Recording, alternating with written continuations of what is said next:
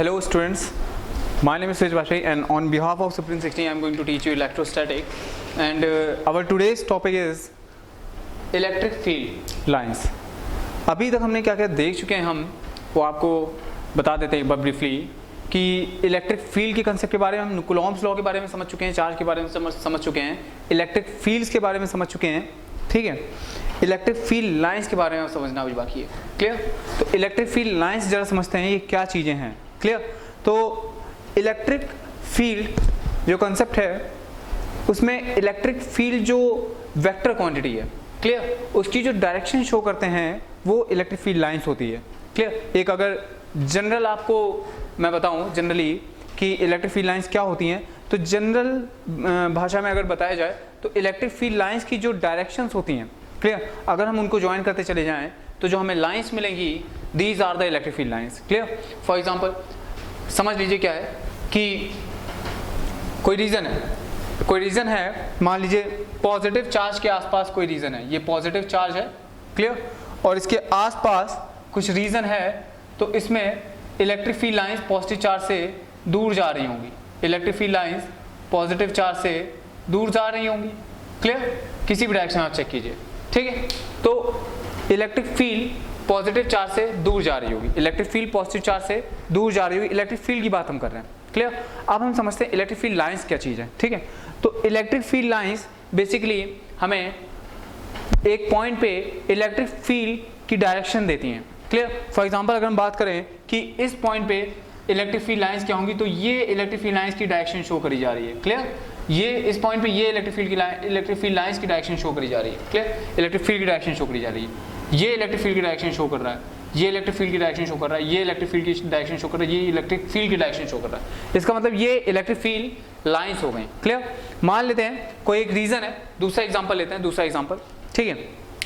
तो मान लेते हैं कोई एक रीजन है जिसमें इलेक्ट्रिक फील्ड इस डायरेक्शन में यूनिफॉर्मली डिस्ट्रीब्यूटेड है, इस डायरेक्शन में यूनिफॉर्मली डिस्ट्रीब्यूटेड है, तो वो इलेक्ट्रिक फील्ड, वो जो इलेक्ट्रिक फील्ड है उसको हम इलेक्ट्रिक फील्ड लाइंस से डिनोट कर सकते हैं, uniform electric field lines, uniform electric field lines at a uniform distances, clear.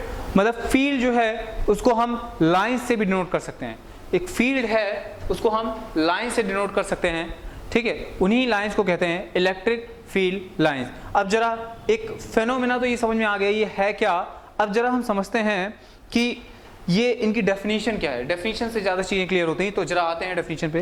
तो tangent to the field lines at any point shows the direction of electric field at that point. मतलब क्या हुआ कि electric field lines कोई भी है, मान लीजिए कोई भी इलेक्ट्रिक फील्ड लाइंस है, मान लीजिए ये सब हमारी इलेक्ट्रिक फील्ड लाइंस है या फिर ये इलेक्ट्रिक फील्ड लाइंस है, तो किसी भी पॉइंट पे इलेक्ट्रिक फील्ड लाइंस में जो हम टेंजेंट शो करेंगे, किसी भी पॉइंट पे इलेक्ट्रिक फील्ड लाइंस पे जो हम टेंजेंट शो करेंगे डियर स्टूडेंट्स, वो जो टेंजेंट होगा वो टेंजेंट इलेक्ट्रिक फील्ड की डायरेक्शन शो करेगा, direction of electric field at that point, उस पॉइंट पे इलेक्ट्रिक फील्ड की डायरेक्शन शो करेगा। फॉर एग्जांपल अगर हम बात करते हैं कि ये इलेक्ट्रिक फील्ड लाइंस है, तो अगर इस पॉइंट पे हम टेंजेंट शो कर दें, ये टेंजेंट है जिसकी डायरेक्शन राइटवर्ड है, तो ये जो टेंजेंट है ये इस पॉइंट पे ये इस पर्टिकुलर पी पॉइंट पे क्या शो कर रहा है, इलेक्ट्रिक फील्ड की डायरेक्शन शो कर रहा है, ये इस पर्टिकुलर पी पॉइंट पे इलेक्ट्रिक फील्ड की डायरेक्शन शो कर रहा है, क्लियर है। ओके आगे आते हैं।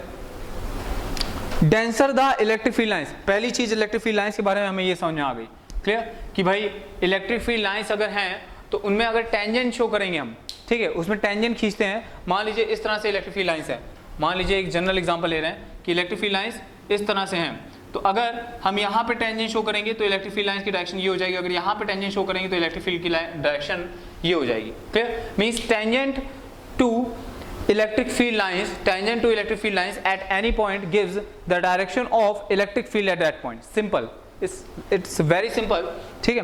तो आगे आते हैं। denser the electric field lines, denser the electric field lines, greater the magnitude of electric field, greater will be the magnitude of electric field, denser will be the electric field lines, greater will be the magnitude of electric field. Means क्या है कि जितनी electric field lines denser means closer हो जाएंगी, जितनी electric field lines closer हो जाएंगी, electric field की इंटेंसिटी, इलेक्ट्रिक फील्ड का मैग्नीट्यूड उतना ही ज्यादा हो जाएगा, क्लियर? समझने की ये बात है कि भाई मान लीजिए ये इस तरह से और इस तरह से, क्लियर? एक और मान लेते हैं ना ये, ठीक है? तो ये आपकी इलेक्ट्रिक फील्ड लाइन्स है मान लीजिए, क्लियर? ये आपकी इलेक्ट्रिक फील्ड लाइन्स हैं। तो आप इन लाइन्स को देख रहे हैं, ठीक है? ये आपकी इलेक्ट्रिक फील्ड की डायरेक्शन शो कर रही हैं। ये क्या शो कर रही हैं? इलेक्ट्रिक फील्ड की डायरेक्शन। अगर हम यहाँ पे कुछ पॉइंट्स बना देते हैं A, B, C and D, clear? A, B, C and D। तो इन A, B, C and D पे अगर हम इलेक्ट्रिक फील्ड की बात करेंगे, तो वो इलेक्ट्रिक फील्ड की डायरेक्शन इस लाइन के टेंजेंट की डायरेक्शन में ही होगी, इस लाइन के टेंजेंट की ही डायरेक्शन में होगी, क्लियर? और पहली चीज तो ये थी। अब दूसरा पॉइंट समझते हैं। दूसरा पॉइंट क्या है? Denser the electric field line, greater the magnitude of electric field, greater will be the magnitude of electric field. मतलब क्या है? मतलब बहुत सिंपल है कि अगर इलेक्ट्रिक फील्ड लाइन क्लोजर आ जाएंगी, इलेक्ट्रिक फील्ड लाइंस और क्लोजर आ जाती हैं, तो इलेक्ट्रिक फील्ड का मैग्नीट्यूड बढ़ जाएगा। अगर हम इस क्रॉस सेक्शन की बात करें जो ए बी सी डी को ज्वाइन कर रहा है, और हम एक जनरल क्रॉस सेक्शन की बात करते हैं ये, ठीक है, ए डैश बी डैश, क्लियर? तो हमको दिख रहा है किस क्रॉस सेक्शन के लिए इलेक्ट्रिक फील्ड लाइंस ज्यादा डेंसर हैं, किस क्रॉस सेक्शन के लिए इलेक्ट्रिक फील्ड लाइंस ज्यादा डेंसर हैं, ये हमें समझ में आ रहा है। ए डैश बी डैश के लिए इलेक्ट्रिक फील्ड लाइंस ज्यादा क्लोज हैं, ज्यादा डेंसर हैं। इसका मतलब यहाँ पे, इसका मतलब इस केस में इलेक्ट्रिक फील्ड लाइंस की डेंसिटी ए डैश बी डैश में ज्यादा है। इसका मतलब इलेक्ट्रिक फील्ड की स्ट्रेंथ भी वहां पे ज्यादा होगी। इसका मतलब इलेक्ट्रिक फील्ड की स्ट्रेंथ भी ए डैश बी डैश पे ज्यादा होगी, क्लियर? उसी तरीके से आगे आते हैं नेक्स्ट पॉइंट। ये दूसरा पॉइंट हो गया हमारा इलेक्ट्रिक फील्ड के बारे में। Third, electric field lines never intersects, electric field lines never intersects, clear? बहुत इंपॉर्टेंट पॉइंट है, बहुत ज्यादा इंपॉर्टेंट पॉइंट है, क्लियर? कि इलेक्ट्रिक फील्ड लाइंस कभी भी इंटरसेक्टिंग नहीं होती हैं नेवर इंटरसेक्ट्स, कभी इंटरसेक्ट नहीं करती हैं, ठीक है? फॉर एग्जांपल मान लीजिए एक जरा सा छोटा सा एग्जांपल है कि मान लीजिए इलेक्ट्रिक फील्ड लाइंस कहीं पे इंटरसेक्ट कर रही हैं। मान लीजिए इलेक्ट्रिक फील्ड लाइंस कहीं पे इंटरसेक्ट कर रही है, ये ए लाइन है और ये बी लाइन है, क्लियर? तो ये दोनों लाइन मान लीजिए इलेक्ट्रिक फील्ड की लाइन है, और हम मान लेते हैं एक बार कि ये कहीं पे इंटरसेक्ट कर रही है। मान लीजिए इस पॉइंट पे ये इंटरसेक्ट कर रही हैं, तो आप खुद बताइए कि इसका मतलब क्या है कि दो इलेक्ट्रिक फील्ड लाइंस एक पॉइंट से जा रही हैं। इसका मतलब क्या है कि यहाँ पे इस पॉइंट पे इलेक्ट्रिक फील्ड की एक डायरेक्शन नहीं है, दो डायरेक्शन है। क्या कभी ऐसा हो सकता है कि किसी एक पॉइंट पे इलेक्ट्रिक फील्ड की, नेट इलेक्ट्रिक फील्ड की डायरेक्शन दो हो? ऐसा बिल्कुल भी नहीं हो सकता है। जो नेट इलेक्ट्रिक फील्ड है वो किसी एक पॉइंट पे, किसी एक पर्टिकुलर डायरेक्शन में ही होगी। तो ऐसा जब नहीं हो सकता है कि एक पॉइंट पे इलेक्ट्रिक फील्ड की दो डायरेक्शन नहीं हो सकती है, तो इसका मतलब क्या है कि इलेक्ट्रिक फील्ड कभी भी इंटरसेक्टिंग नहीं होगी, क्योंकि जब भी इंटरसेक्टिंग होगी इसका मतलब दो डायरेक्शन इलेक्ट्रिक फील्ड की होगी उस पॉइंट पे। तो ऐसा कभी भी पॉसिबल नहीं है, ऐसा पॉसिबल नहीं है। इस वजह से ही यहाँ पे ये कहा गया है कि electric field lines are never intersecting, never intersecting और नेवर इंटरसेक्ट्स, क्लियर? क्वेश्चन ये है, how to find the direction of electric field. हम इलेक्ट्रिक फील्ड का डायरेक्शन कैसे फाइंड करते हैं? ये तो हमें पता है कि फोर्स के डायरेक्शन में इलेक्ट्रिक फील्ड होता है। जो चार्ज पार्टिकल पे फोर्स लग रहा होगा, जो चार्ज पार्टिकल, एक चार्ज पार्टिकल रखेंगे, अभी तक तो हमने यही बताया ना कि क्या, एक चार्ज पार्टिकल रखेंगे, वो चार्ज पार्टिकल पे जहां पे फोर्स लग रहा होगा उस डायरेक्शन में इलेक्ट्रिक फील्ड लग रही होगी। ये तो आपको पता है, क्लियर? तो हम इलेक्ट्रिक फील्ड लाइंस को डिस्कवर कैसे करेंगे, इलेक्ट्रिक फील्ड लाइंस को या फिर डायरेक्शन ऑफ इलेक्ट्रिक फील्ड को देखेंगे कैसे, क्लियर? तो हम कुछ नहीं करेंगे, स्पेस में जहां पे इलेक्ट्रिक फील्ड होगी वहां पे एक टेस्ट चार्ज हम रख देंगे Q नॉट, और अब ये टेस्ट चार्ज जहां मूव करेगा, अब ये टेस्ट चार्ज जिस डायरेक्शन में मूव करेगा वही डायरेक्शन उस पॉइंट पे इलेक्ट्रिक फील्ड की डायरेक्शन हो जाएगी, वही डायरेक्शन उस पॉइंट पे इलेक्ट्रिक फील्ड की डायरेक्शन हो जाएगी। फॉर एग्जांपल अगर ये टेस्ट चार्ज ऊपर जा रहा है तो इलेक्ट्रिक फील्ड की डायरेक्शन ऊपर हो जाएगी। फिर हम यहाँ पे एक टेस्ट चार्ज रखेंगे, अब ये मान लीजिए इधर जा रहा है तो इलेक्ट्रिक फील्ड की डायरेक्शन यहाँ पे इस तरह से हो जाएगी, ठीक है? अगर मान लीजिए अब हम यहाँ चेक करते हैं तो इलेक्ट्रिक फील्ड की डायरेक्शन यहाँ होती है तो वो इस डायरेक्शन में हो जाएगी। इस तरीके से हमको पूरी इलेक्ट्रिक फील्ड लाइंस मिल जाएंगी, क्लियर है? इस तरीके से हमको कंप्लीट इलेक्ट्रिक फील्ड लाइंस मिल जाएंगी, ठीक है? तो थोड़ा बेसिक समझ में आ रहा है कि इलेक्ट्रिक फील्ड लाइंस क्या है। इलेक्ट्रिक फील्ड लाइंस क्या है? इलेक्ट्रिक फील्ड लाइंस हमें इलेक्ट्रिक फील्ड की डायरेक्शन देती है at a particular point, clear? जितनी ज्यादा इलेक्ट्रिक फील्ड लाइन डेंसर हो जाएंगी, जितनी ज्यादा इलेक्ट्रिक फील्ड लाइन डेंसर हो जाएंगी, उतनी ही ज्यादा इलेक्ट्रिक फील्ड की स्ट्रेंथ हो जाएगी, क्लियर? इलेक्ट्रिक फील्ड का मैग्नीट्यूड हो जाएगा, क्लियर? और इलेक्ट्रिक फील्ड लाइंस कभी भी इंटरसेक्ट नहीं करती हैं, क्लियर? और डायरेक्शन कैसे इलेक्ट्रिक फील्ड लाइंस का फाइंड करेंगे या फिर इलेक्ट्रिक फील्ड का डायरेक्शन कैसे फाइंड करेंगे, ये हमने आपको एकदम क्लियर कट बता दिया, क्लियर? अब हम आगे आते हैं, सिंपल से कंसेप्ट पे आते हैं अब हम कि चार्ज की वजह से इलेक्ट्रिक फील्ड लाइंस क्या होती हैं, किसी चार्ज की वजह से इलेक्ट्रिक फील्ड लाइंस क्या होती हैं। चलिए समझते हैं। ओके गाइस, समझने की कोशिश करते हैं कि इलेक्ट्रिक फील्ड लाइंस हम अलग अलग सिस्टम की क्या क्या ले सकते हैं। ठीक, तो अभी हमने इलेक्ट्रिक फील्ड लाइंस की 3 प्रॉपर्टी पढ़ी है, बस 3 प्रॉपर्टीज। ठीक, लेकिन अभी जैसे जैसे हम आगे चलेंगे तो इलेक्ट्रिक फील्ड लाइंस की और प्रॉपर्टीज भी सामने आएंगी। ठीक, तो उनके लिए आप जो पिछली स्लाइड में जो मैंने 3 पॉइंट लिखे थे, ठीक है, उन 3 पॉइंट्स के बाद आप 3 पॉइंट्स की और जगह छोड़ दीजिएगा। ठीक है, ताकि आप उसी के आगे उन प्रॉपर्टीज को लिख पाएं। मैंने जो 3 प्रॉपर्टीज बोली थी, आगे जो भी प्रॉपर्टीज हमें मिलेंगी वो हम पॉइंट वाइज नोट करते जाएंगे। क्लियर? तो आप उनको वहीं पे ही नोट कर लीजिएगा। क्लियर? वो मैंने वहां पे इसलिए नहीं बताई क्योंकि वो चीज समझ में तब आएगी जब मैं आपको एक एग्जाम्पल के तौर पर बताऊंगा। क्लियर? तो आगे आते हैं, अब समझने की कोशिश करते हैं कि हमें इलेक्ट्रिक फील्ड लाइंस निकालेंगे कैसे। ठीक है, तो मैंने आपको छोटा सा कंसेप्ट बताया कि जहां पे भी आपको समझ में आए कि यहाँ पे इसकी वजह से इलेक्ट्रिक फील्ड लाइन क्या होगी, तो आप कुछ ना करो, वहां पे एक पॉजिटिव चार्ज रख दो। क्या रख दो? वहां पे एक पॉजिटिव चार्ज रख दोगे। वो पॉजिटिव चार्ज जिस डायरेक्शन में मूव करेगा उसी डायरेक्शन में हमारी इलेक्ट्रिक फील्ड लाइंस की डायरेक्शन होगी। क्लियर? उसी डायरेक्शन में हमारी इलेक्ट्रिक फील्ड लाइंस भी होंगी। क्लियर? तो सिंपल सा एक कंसेप्ट है, देखते हैं क्या होता है। तो एक प्लस क्यू चार्ज है, ये एक प्लस क्यू चार्ज है और इसकी वजह से हमें इलेक्ट्रिक फील्ड लाइंस डिस्कवर करनी है। क्लियर? इस प्लस क्यू चार्ज की वजह से हमें इलेक्ट्रिक फील्ड लाइंस डिस्कवर करनी है। तो हम क्या करेंगे, हम एक क्यू नॉट चार्ज रखेंगे। यहाँ पे एक क्यू नॉट चार्ज हमने रखा और हमें पता चल गया कि भाई ये क्यू नॉट चार्ज और ये पॉजिटिव चार्ज दोनों पॉजिटिव चार्जेस हैं, तो ये चार्ज रिपल्सिव फोर्स फील करेगा और ये रेडियली आउटवर्ड जाएगा, रेडियली आउटवर्ड। इसी तरीके से जब हम चार्ज को यहाँ रखते हैं तो वो भी रेडियली आउटवर्ड जाने की कोशिश करता है, फिर यहाँ रखते हैं तो यहाँ पे भी radially outward.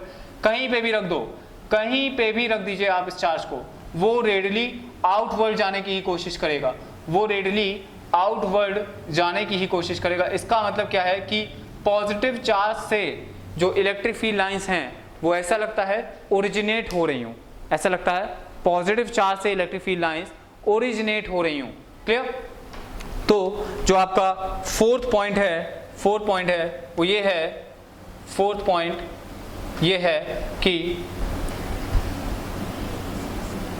Electric field lines originates from positive charge.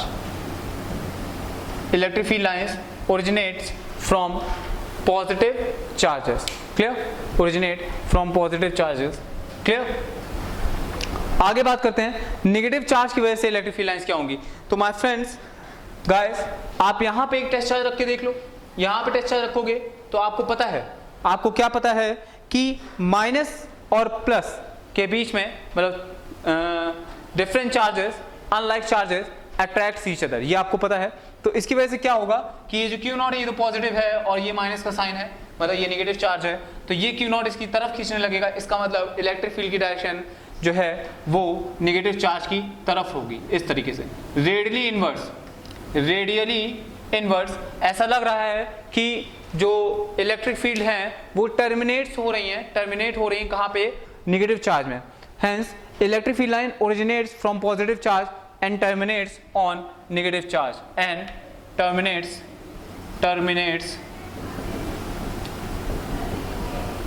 On negative charge. Clear friends? ये आपका फोर्थ पॉइंट है।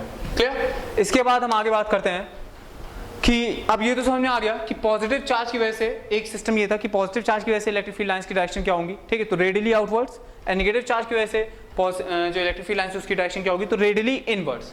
क्लियर? तो अब कहीं पे भी पॉजिटिव चार्ज का सिस्टम है तो समझ जाइएगा उस पॉजिटिव चार्ज के सिस्टम से इलेक्ट्रिक फील्ड लाइंस बाहर की तरफ जा रही होंगी। क्लियर?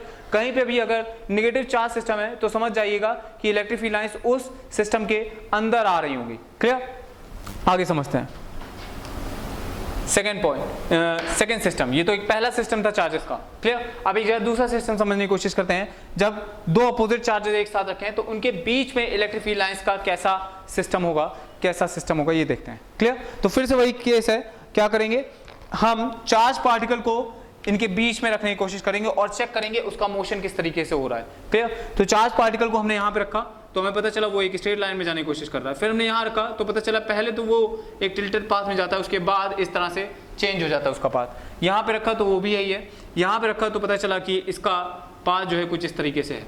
क्लियर? तो जब हमने पॉजिटिव चार्ज को रखा तो सीधी सी बात है वो पॉजिटिव से रिपल्शन फील करेगा और नेगेटिव से अट्रैक्शन फील करेगा, जिसकी वजह से वो चार्ज पार्टिकल इस तरह से मूव होता हुआ पॉजिटिव से नेगेटिव की तरफ चला जाएगा, जिससे कि हमें इसके बीच की फील्ड लाइंस मिल जाएंगी। तो गाइस इसमें आप समझ सकते हो खुद से ही इन दोनों केसेस में आप समझ सकते हो कि फील्ड लाइंस की डेंसिटी कहाँ पे ज़्यादा है, फील्ड लाइन की डेंसिटी कहाँ पे ज़्यादा है। अगर आप बात करो इस सर्कल की और आप बात करो इस सर्कल की, तो इलेक्ट्रिक फील्ड लाइंस की डेंसिटी कौन से सर्कल के लिए ज़्यादा है? जी हाँ, अंदर वाले सर्कल के लिए इलेक्ट्रिक फील्ड लाइंस की डेंसिटी ज़्यादा है। इसका मतलब जितना पास इलेक्ट्रिक फील्ड होगी उतना ही ज़्यादा इलेक्ट्रिक फील्ड का मैग्नीट्यूड होगा। जितना पास इलेक्ट्रिक फील्ड लाइन होगी, जितना डेंसिटी ज़्यादा होगी इलेक्ट्रिक फील्ड लाइंस की, उतना ही ज़्यादा इलेक्ट्रिक फील्ड का मैग्नीट्यूड होगा। और हम जानते हैं कि अगर ये चार्ज क्यू है तो इससे r डिस्टेंस पे जो इलेक्ट्रिक फील्ड होगी वो कितनी होगी? हमने पिछले लेक्चर में देखा है वो इलेक्ट्रिक फील्ड kq/r² होती है। मतलब r बढ़ाएंगे तो इलेक्ट्रिक फील्ड का मैग्नीट्यूड जो है वो कम होने लगेगा। तो इस वजह से हमको यहाँ से भी दिख रहा है कि इलेक्ट्रिक फील्ड दूर हो रही है। क्लियर? क्योंकि इलेक्ट्रिक फील्ड का मैग्नीट्यूड जैसे हम पार्टिकल से दूर जाते हैं वो कम होने लगता है, इलेक्ट्रिक फील्ड का मैग्नीट्यूड कम होने लगता है। इसका मतलब इलेक्ट्रिक फील्ड लाइंस क्या हो रही होंगी? दूर हो रही होंगी। क्लियर? सिमिलरली अगर हम इसकी बात करें तो इसमें भी सर्कल 1 लेते हैं और सर्कल 2 लेते हैं। तो खुद से चेक करिए कि कौन से सर्कल में इलेक्ट्रिक फील्ड लाइंस की डेंसिटी ज्यादा है। बिल्कुल सही बात है, इनर वाले सर्कल में ज्यादा है। भाई अब इनर वाले सर्कल में ज्यादा है तो इलेक्ट्रिक फील्ड की स्ट्रेंथ कहाँ ज्यादा होगी? वो भी इनर वाले सर्कल पे ज्यादा होगी। मतलब जितना पास हम आएंगे चार्जेस के हम जितना पास आएंगे इलेक्ट्रिक फील्ड लाइंस की स्ट्रेंथ उतनी ही ज्यादा होती चली जाएगी। ये हम kq/r² से पहले भी देख चुके हैं। क्लियर? अब हम इसकी बात करते हैं। यहाँ पे भी यही हो रहा है गाइस। अगर हम यहाँ पे एक क्रॉस सेक्शन ले लें इस तरह से और यहाँ पे एक क्रॉस सेक्शन ले लें इस तरह से, तो हमें खुद समझ में आ रहा है कि इस क्रॉस सेक्शन में इलेक्ट्रिक फील्ड लाइन की डेंसिटी कम है तो इसमें इलेक्ट्रिक फील्ड की स्ट्रेंथ भी कम होगी, और यहाँ पे इलेक्ट्रिक फील्ड लाइंस की डेंसिटी ज्यादा है तो यहाँ पे इलेक्ट्रिक फील्ड की स्ट्रेंथ भी ज्यादा होगी। ठीक है, तो ये भी एक सिंपल सा केस है। क्लियर? तो याद रखिएगा कि पॉजिटिव चार्ज से इलेक्ट्रिक फील्ड लाइंस ओरिजिनेट्स हो रही हैं और नेगेटिव चार्ज की तरफ इलेक्ट्रिक फील्ड लाइंस जा रही हैं, यहाँ पे टर्मिनेट हो रही हैं। ये क्लोज लूप नहीं बना रही हैं। क्लियर? ओरिजिनेट हो रही हैं और टर्मिनेट हो रही हैं। क्लियर? मैग्नेटिक फील्ड्स की अगर हम बात करते हैं इसी जगह, चलिए थोड़ा सा देख लेते हैं मैग्नेटिक फील्ड में। ठीक है, तो मैग्नेट है ये north pole and south pole. Magnetic field lines जो होती हैं वो नॉर्थ पोल से निकलती हैं, साउथ पोल पे जाती हैं मैग्नेट के बाहर N2S, और मैग्नेट के अंदर ये S2N मींस साउथ से नॉर्थ की तरफ भी आती हैं। तो ये जो लाइंस हैं ये क्लोज लूप बना रही हैं। खुद समझिए आप, ये लाइंस क्लोज लूप क्यों बना रही है? जहां से ओरिजिनेट हो रही है वहीं पे टर्मिनेट हो रही हैं। क्लियर? तो ये लाइंस क्लोज लूप, हम कह सकते हैं ये लाइन क्लोज लूप में है। लेकिन जो इलेक्ट्रिक फील्ड की लाइंस हैं गाइस वो क्लोज लूप में नहीं है। वो कैसे लूप में है? वो एक ओपन लूप सिस्टम में है। यहां से ओरिजिनेट होके यहां पे टर्मिनेट हो रही है। इसका मतलब ये जो लाइंस हैं ये ओपन लूप सिस्टम में है। ये आपका 5th पॉइंट हो जाएगा। Your 5th point is this: electric field lines forms open loops. Clear? ये क्लोज लूप नहीं बनाती। ये बहुत इंपॉर्टेंट प्रॉपर्टी है। ये IITJ में भी काफी बार इसमें क्वेश्चन पूछे जा चुके हैं कि इलेक्ट्रिक फील्ड लाइंस कौन सी इसमें से, इन ऑप्शंस आपको 4-5 ऑप्शन दे देंगे, आपसे कहेंगे कौन सा इनमें से इलेक्ट्रिक फील्ड लाइंस को शो कर रहा है। क्लियर? कौन सा इनमें से इलेक्ट्रिक फील्ड लाइंस को शो कर रहा है, या फिर इलेक्ट्रिक फील्ड लाइंस की डेंसिटी कहीं बढ़ा देंगे और कहेंगे कि कंपेयर करिए इलेक्ट्रिक फील्ड को। ठीक है, तो इस तरह के क्वेश्चन बहुत सिंपल होते हैं। ठीक, अभी हम इलेक्ट्रोस्टैटिक ऑफ कंडक्टर्स भी पढ़ेंगे। तो वहां पे भी हम कुछ इलेक्ट्रिक फील्ड के कांसेप्ट सीखेंगे। क्लियर? तो ये तो इलेक्ट्रिक फील्ड का बेसिक है एकदम। ठीक, इसके बाद जब हम इलेक्ट्रोस्टैटिक ऑफ कंडक्टर्स पढ़ेंगे वहां पे भी हम ये देखेंगे कि electric field on the surface of conductors कैसी होती है। क्लियर? कंडक्टर के अंदर इलेक्ट्रिक फील्ड लाइंस कैसी होती हैं। क्लियर? इन सब चीजों को हम ऑब्जर्व करेंगे। अभी बेसिक आपका यही है, आगे बढ़ते हैं हम फिर कुछ और एग्जांपल से। ठीक है, 2 एग्जांपल, अब 2 सिस्टम अभी हम देख चुके हैं इलेक्ट्रिक फील्ड लाइंस के। आगे अभी हम और सिस्टम देखते हैं। चलिए, इसके बाद हम आते हैं, 2 सिस्टम देख चुके हैं इलेक्ट्रिक फील्ड लाइंस के। क्लियर? अब अगले सिस्टम पे आते हैं जब 2 सेम चार्जेस आसपास रखे हैं। क्लियर? 2 सेम चार्जेस आसपास रखे हैं, तो मान लीजिए ये charges at a particular distance d पे रखे हैं। क्लियर, ये दो चार्जेस पर्टिकुलर डिस्टेंस डी पे रखे हैं, क्लियर। अब इनके बीच में हम इलेक्ट्रिक फील्ड का कॉम्बिनेशन देखते हैं कैसा होगा, क्लियर, इलेक्ट्रिक फील्ड लाइंस कैसी होंगी, क्लियर। तो अगर मान लीजिए हम कोई चार्ज पार्टिकल यहाँ पे रखते हैं, क्लियर, तो वो चार्ज पार्टिकल पॉजिटिव है, इससे भी रिपल्शन फील करेगा, इससे भी रिपल्शन फील करेगा, तो रिपल्स होते हुए ये ऊपर चला जाएगा, ठीक है। ना ही इस चार्ज के पास जाएगा ना ही इस चार्ज के पास जाएगा, क्योंकि दोनों तरफ से इसको रिपल्शन मिल रहा है, क्लियर। तो ये चार्ज पार्टिकल रिपल होते होते ऊपर चला जाएगा। उसी तरीके से अगर मान लीजिए हम यहाँ कहीं रख देते हैं तो वो भी रिपल होते होते ऊपर चला जाएगा, यहाँ रखते हैं तो रिपल होते होते ऊपर चला जाएगा, दोनों तरफ से रिपल्शन फील करेगा। अगर हम उस चार्ज पार्टिकल को इस लाइन पे रख देते हैं, इस लाइन पे कहीं रख देते हैं, तो हो सकता है वो चार्ज पार्टिकल इक्विलिब्रियम में हो जाए। एक सिचुएशन ऐसी आएगी जब वो चार्ज पार्टिकल यहाँ पे इक्विलिब्रियम में होगा, क्लियर। अगर हम यहाँ रखेंगे तो वो चार्ज पार्टिकल पहले एक्सीलरेट होकर इस मीन पोजीशन पे आएगा जहाँ पे फोर्स 0 है, इस पॉइंट पे इस चार्ज पार्टिकल पे फोर्स 0 होगा। ये वो पॉइंट है जो कि इक्वी डिस्टेंस है दोनों चार्ज पार्टिकल से, मतलब ये डिस्टेंस अगर d है तो ये पॉइंट इस चार्ज से d/2 पे होगा, इस चार्ज से d/2 पे होगा, क्लियर। तो इस चार्ज पार्टिकल के ऊपर इस d पॉइंट पे कोई फोर्स नहीं लगेगी, ये कहीं मूव नहीं करेगा, क्लियर। अगर यहाँ पे चार्ज पार्टिकल को रखते हैं तो पहले चार्ज पार्टिकल मीन पोजीशन पे आएगा, फिर मीन पोजीशन से डेविएट होगा, फिर मीन पोजीशन पे आएगा, फिर मीन पोजीशन से डेविएट होगा। इस तरह का सिस्टम होता रहेगा जब तक इक्विलिब्रियम नहीं अटेन हो जाता।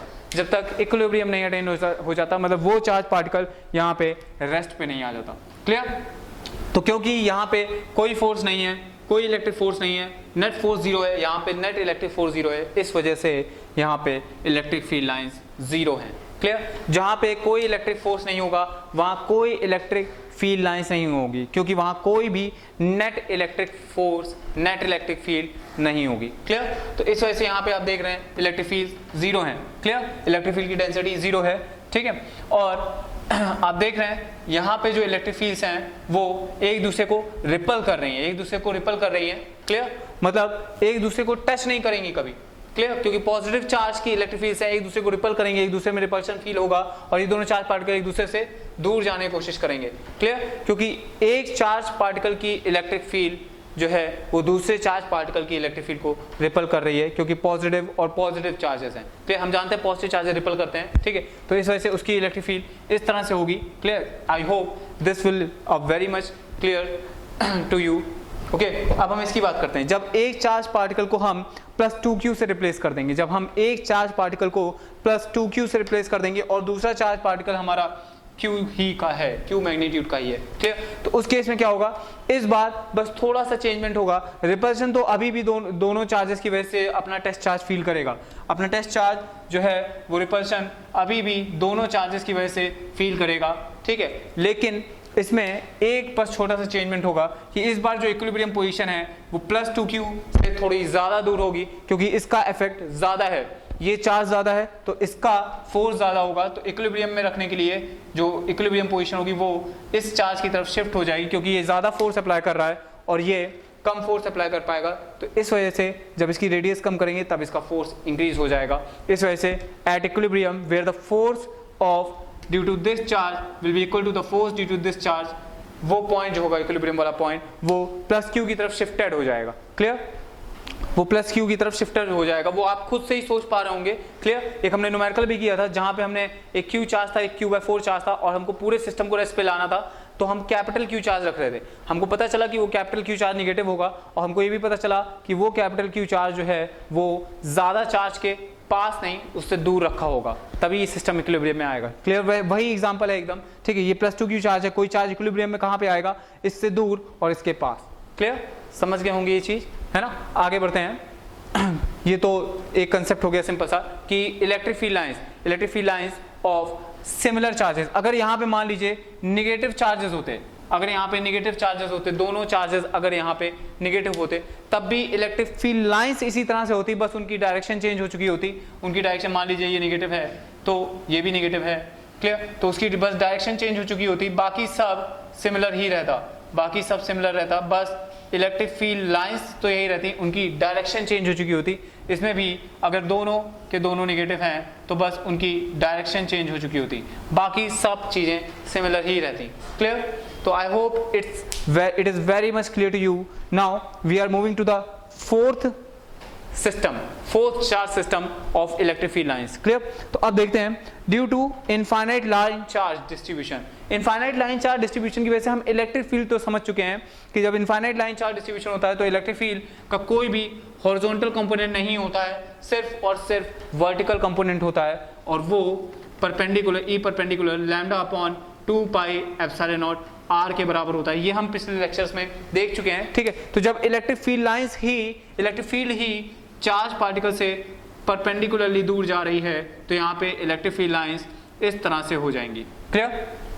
इस तरह से यहाँ पे इलेक्ट्रिक फील्ड लाइंस हो जाएंगी। अगर हम कोई चार्ज यहाँ रखते हैं तो वो परपेंडिकुलरली लेंथ के परपेंडिकुलर मूव करेगा, वो लेंथ के परपेंडिकुलर मूव करेगा। ओके गाइस, तो अब हम आते हैं अपने फिफ्थ सिस्टम में। ओके, तो the electric field lines due to infinite plane और प्लेट। क्लियर? एंड प्लेट, तो प्लेन और प्लेट में एक बहुत ही छोटा सा अंतर है। एक्चुअली अंतर सिर्फ यहाँ डायमेंशन का है। Clear? Plane is a 2D, plane एक 2D ऑब्जेक्ट है और प्लेट एक 3D ऑब्जेक्ट है। क्लियर? तो अगर हम बात करें प्लेन की, तो प्लेन ये एक प्लेन है जिसमें चार्ज इस तरह से डिस्ट्रीब्यूटेड है। क्लियर? ये चार्ज जो है इस तरह से डिस्ट्रीब्यूटेड है कि इसका आधा पोर्शन इस साइड होगा और आधा पोर्शन उस साइड होगा, तो ये एक प्लेन है। क्लियर? ये एक प्लेन है, जैसा कि यहाँ दिख रहा है, ये एक प्लेन है, ये एक प्लेन है। ठीक है, ये इस तरह से एक प्लेन हमने दिखा रखा है, इस तरह से एक प्लेन हमने दिखा रखा है, इस तरह से। क्लियर? ठीक है, जिसके जो चार्ज पार्टिकल्स हैं वो आधे राइट साइड हैं और आधे लेफ्ट साइड हैं, जैसा कि हमें यहाँ दिख रहा है। ये इसके चार्ज पार्टिकल्स हैं। तो ये एक प्लेन है, तो प्लेन की जो इलेक्ट्रिक फील्ड लाइंस होंगी वो आपको दिख रहा है, दोनों तरफ होंगी और परपेंडिकुलर टू द प्लेन होंगी, दोनों तरफ होंगी और परपेंडिकुलर टू द प्लेन होंगी। बस एजम्पशन ये है कि प्लेन जो है वो इनफाइनाइट होना चाहिए, इनफाइनाइट चार्ज डिस्ट्रीब्यूटेड होना चाहिए प्लेन। क्लियर? तो प्लेट में क्या अंतर होता है जरा समझते हैं। अगर हम प्लेट की बात करेंगे तो ये हमारी एक प्लेट है, ये प्लेट है हमारी। ठीक है, और ये बहुत बेसिक सा डिफरेंस है, लेकिन ये बहुत जगह यूज होने वाला डिफरेंस है। क्लियर? आगे हम कैपेसिटर भी पढ़ेंगे, उसमें भी ये चीजें काफी यूज होंगी। क्लियर? और हम इनकी इलेक्ट्रिक फील्ड का मैग्नीट्यूड भी निकालेंगे, इन दोनों प्लेट और प्लेन की इलेक्ट्रिक फील्ड का जब हम मैग्नीट्यूड भी निकालेंगे तब वहां पे भी इसकी काफी जरूरत पड़ेगी। क्लियर? तो याद ध्यान दीजिएगा, जब हम प्लेट की बात करते हैं तो प्लेट में चार्जेस दूसरी साइड नहीं होते हैं, तो चार्जेस सिर्फ इस साइड डिस्ट्रीब्यूटेड हैं, और इस वजह से यहाँ पे इलेक्ट्रिक फील्ड सिर्फ राइट साइड ही होगी, बस याद रखिएगा अभी। क्लियर? इलेक्ट्रिक फील्ड सिर्फ उसी साइड होगी जिस साइड चार्जेस हैं। प्लेट और प्लेन में बस यही छोटा सा डिफरेंस है। क्लियर? आगे आते हैं। ठीक है, ये तो अपने 5 सिस्टम हो गए जहाँ पे इलेक्ट्रिक फील्ड के बारे में हमने समझा। क्लियर? अब यहाँ पे इलेक्ट्रिक फील्ड का कंसेप्ट थोड़ा सा बिल्डअप हो चुका होगा आपका कि इलेक्ट्रिक फील्ड क्या है, इलेक्ट्रिक फील्ड लाइंस क्या है। क्लियर? अब हम थोड़ा सा आगे प्रोसीड करते हैं। तो अभी हमने इलेक्ट्रिक फील्ड लाइंस की बात कर ली है, अब जरा हम इलेक्ट्रिक फील्ड के कुछ ग्राफ्स की बात करते हैं। ठीक है, हमें पता है इलेक्ट्रिक फील्ड की डायरेक्शन क्या होती है और इलेक्ट्रिक फील्ड का मैग्नीट्यूड क्या है, ये हम हर सिस्टम के लिए अब ऑलमोस्ट जानते ही हैं। ठीक है, तो अब हम जरा इलेक्ट्रिक फील्ड वर्सेस रेडियस के, electric field versus R is the distance of point from the charge. Clear? इसके ग्राफ बनाने की कोशिश करते हैं। ठीक है, तो चलिए जरा पहला ग्राफ देखते हैं। ये फर्स्ट ग्राफ है। क्लियर? ये पहला ग्राफ है। तो क्या कह रहा है कि एक प्लस क्यू चार्ज है ना, और एक्स एक्सिस पे अगर हम बात करें कि एक्स एक्सिस के साथ जो इलेक्ट्रिक फील्ड है वो किस तरीके से चेंज हो रही है, चलिए देखते हैं। क्लियर? याद रखिएगा इलेक्ट्रिक फील्ड एक वेक्टर क्वांटिटी है। क्लियर? और जब इलेक्ट्रिक फील्ड राइट साइड होगी तब हम पॉजिटिव लेंगे, ये वाली डायरेक्शन पॉजिटिव ले रहे हैं और लेफ्ट साइड डायरेक्शन हम नेगेटिव ले रहे हैं। ठीक है, तो गाइस जैसा कि हम बात करते हैं तो यहाँ पे जो इलेक्ट्रिक फील्ड की डायरेक्शन होगी आप जानते हैं वो राइट साइड होगी और उसका जो मैग्नीट्यूड होगा वो बहुत हाई होगा, तो y एक्सिस पे हम मैग्नीट्यूड शो करेंगे इलेक्ट्रिक फील्ड का, y एक्सिस पे हम इलेक्ट्रिक फील्ड का मैग्नीट्यूड शो करेंगे। क्लियर? तो हम जानते हैं कि जब हम इस पॉइंट की बात कर रहे हैं, पॉइंट ए की जब हम बात कर रहे हैं तो उसमें इलेक्ट्रिक फील्ड की डायरेक्शन तो ये मतलब इलेक्ट्रिक फील्ड क्वांटिटी जो है वो पॉजिटिव क्वांटिटी होगी और उसका जो मैग्नीट्यूड होगा वो भी काफी हाई होगा। अगर हम बात करें कि हम इसके और पास आ जाते हैं तो इसका मैग्नीट्यूड ऑलमोस्ट इन्फिनिटी होता चला जाएगा, क्योंकि हम जानते हैं electric field due to point charge is k⁴r²। If r tend to 0 then electric field tend to infinity. Clear? तो अगर हम बात करें इसका ग्राफ कैसा बनेगा तो इसका ग्राफ कुछ इस तरीके से बनेगा, इस तरीके से। क्लियर? स्टार्टिंग पॉइंट यहाँ से होगा, जैसे जैसे हम दूर जाएंगे वैसे वैसे इलेक्ट्रिक फील्ड कम होती चली जाएगी, कम होती चली जाएगी, कम होती चली जाएगी, कम होती चली जाएगी और एसिम्प्टोटिकली जीरो हो जाएगी। एसिम्प्टोट्स आप समझते हैं कि वो बाउंड्री है जिसको टच नहीं किया जा सकता, बस उसके पास अप्रोच किया जा सकता है। क्लियर? तो at x is equal to infinity या फिर at r is equal to infinity पे, at r is equal to radius distance is equal to infinity पे ये जो इलेक्ट्रिक फील्ड है वो जीरो हो जाएगी। इस वजह से इसका ग्राफ जो है वो इस तरह से आएगा। क्लियर? इसका ग्राफ इस तरह से आएगा। इसके ग्राफ में हमें दो चीजें पता चल रही है कि एक तो इस साइड इलेक्ट्रिक फील्ड पूरे में पॉजिटिव डायरेक्शन में है और दूसरी चीज उसका मैग्नीट्यूड डिक्रीजिंग है। क्लियर? अगर हम बात करें लेफ्ट साइड क्या होगा, तो लेफ्ट साइड जो इलेक्ट्रिक फील्ड है, अगर ये पॉइंट ए यहाँ होगा तो इसकी अगर हम बात कर रहे हैं तो ये पॉइंट गाइस, इस पॉइंट पे electric field left hand side होगी जो कि निगेटिव होगी। अगर इलेक्ट्रिक फील्ड निगेटिव है तो उसका जो डायरेक्शन होगा, मतलब वो यहां से स्टार्ट होगा, ये निगेटिव वाई एक्सिस है।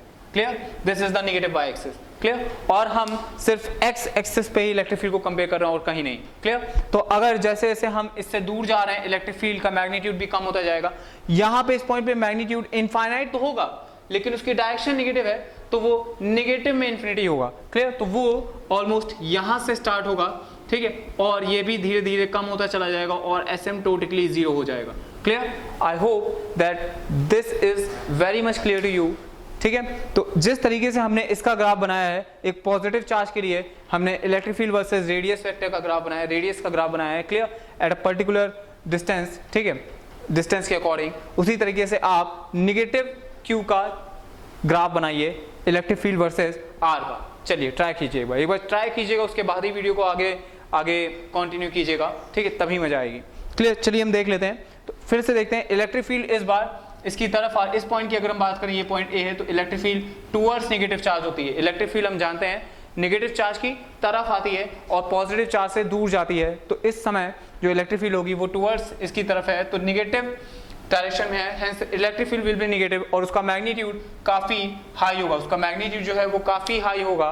ठीक है, तो आप समझ सकते हैं कि यहाँ पे ये नेगेटिव इंफिनिटी में होगा और धीरे धीरे एसिम्प्टोटिकली जीरो होता चला जाएगा।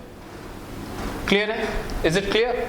उसके बाद हम बात करते हैं कि लेफ्ट साइड पे क्या सीन है। लेफ्ट साइड पे अगर पॉइंट कोई ए है तो यहाँ पे भी इलेक्ट्रिक फील्ड पॉजिटिव डायरेक्शन में है। अब पॉजिटिव डायरेक्शन में और अगर हम चार्ज के जितना पास जाएंगे तो ये इनफाइनाइट जाएगा, तो इस समय इलेक्ट्रिक फील्ड इस यहाँ से स्टार्ट होगी और जैसे जैसे हम इस पॉइंट से दूर जाएंगे तो वैसे वैसे इलेक्ट्रिक फील्ड कम होती चली जाएगी। क्लियर? याद रखना, इस पॉइंट पे रेडियस है, इस पॉइंट पे डिस्टेंस है चार्ज पार्टिकल से, और इस पॉइंट पे इलेक्ट्रिक फील्ड है। क्लियर? जो कि मैग्नीट्यूड के साथ है, ऊपर पॉजिटिव वाई एक्सिस है, नीचे नेगेटिव वाई एक्सिस है। क्लियर? सेम थिंग अगर हम, ये पहला सिस्टम था, ये दूसरा सिस्टम है, ठीक है, और ये तीसरा एग्जाम्पल है, ये तीसरा एग्जाम्पल। क्लियर? तो देखते हैं जरा इस केस में क्या होता है। अगर आपने इन दोनों को अच्छे से समझ लिया है तो मेरी गारंटी है कि ये आप अपने आप कर सकते हो, ये आप अपने आप कर सकते हो। इसको खुद से सॉल्व कीजिए, वीडियो पॉज करके, फिर हम आगे बताते हैं कि क्या होगा। क्लियर? चलिए देखते हैं।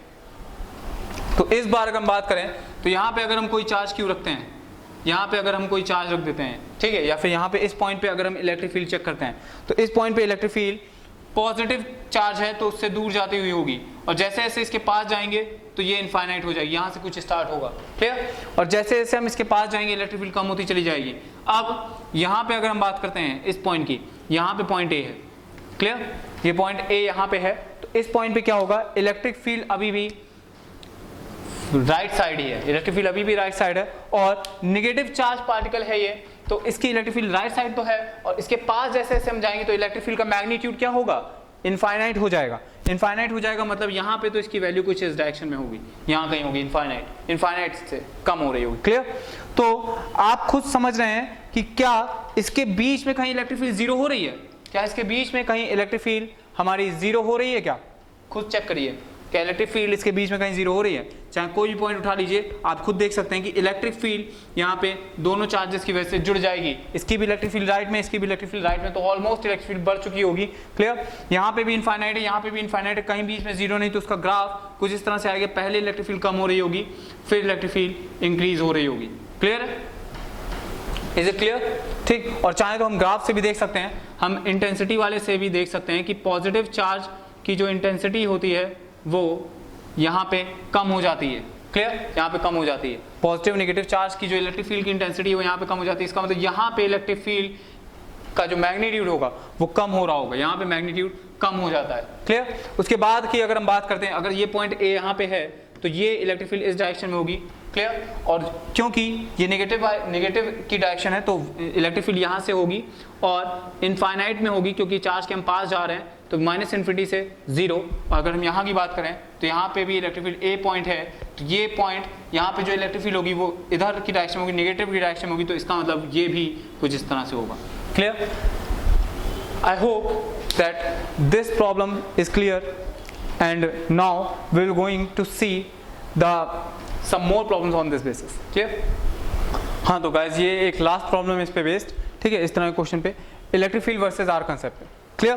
तो चलिए फिर से देखते हैं, समझने की कोशिश करते हैं कि अगर यहाँ पे एक हमने पॉइंट ए माना तो यहाँ पे इलेक्ट्रिक फील्ड राइट साइड है, ठीक है, और चार्ज के पास इन्फिनिटी होगी तो ये इस तरह से होगा, ठीक। और यहाँ पे अगर पॉइंट ए है तो इसमें इलेक्ट्रिक फील्ड लेफ्ट साइड है। क्लियर? इसमें इलेक्ट्रिक फील्ड लेफ्ट साइड है और चार्ज के पास होगा तो इन्फिनिटी होगा। कहीं बीच में इलेक्ट्रिक फील्ड 0 हो रही है क्योंकि क्रॉस कर रहे हैं एक दूसरे को, तो ये जो रीजन है ये कुछ इस तरह से होगा, ये कुछ इस तरह से होगा, ये जो रीजन है ये कुछ इस तरह से होगा। क्लियर?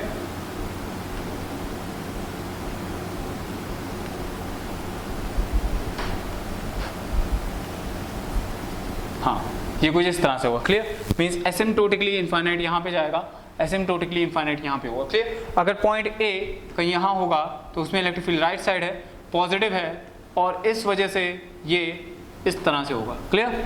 और यहाँ पे इलेक्ट्रिक फील्ड की अगर हम बात करें तो ये A point left side electric field है और इस वजह से ये नेगेटिव में इस तरह से होगा। Clear? I hope it is very much clear.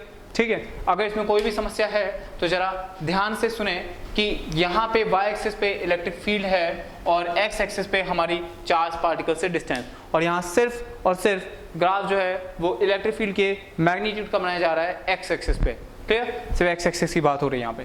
Clear? Okay students, तो अभी तक हमने काफ़ी बात कर ली। इलेक्ट्रिक फील्ड का कंसेप्ट आपके दिमाग में बस गया होगा, है ना। कूलॉम्स लॉ तो पहले ही हो चुका था। इलेक्ट्रिक फील्ड लाइंस का कंसेप्ट आपके दिमाग में चला गया होगा। क्लियर? आप फील कर पा रहे होगे कि क्या इलेक्ट्रिक फील्ड होती है, पॉजिटिव चार्ज की वजह से क्या इलेक्ट्रिक फील्ड होगी, एक नेगेटिव चार्ज की वजह से क्या इलेक्ट्रिक फील्ड होगी। ठीक है, तो चीज़ें जो है वो आपके पकड़ में आ रही होंगी। अगर आ रही हैं तो फिर हम आगे बढ़ते हैं, ठीक है, और अगर नहीं आ रही हैं तो my friends it's my suggestion to you to read NCERT books and then see my video. Okay, अगर आप NCERT वीडियो से प्रीडिंग्स करके पढ़ेंगे तो आपको थोड़ा और फायदा मिल सकता है। क्लियर? अगर आपको लग रहा है कि आप में कहीं ना कहीं थोड़े से कॉन्फिडेंस की कमी है तो वो चीज़ NCERT बुक से हो जाएंगी। क्लियर?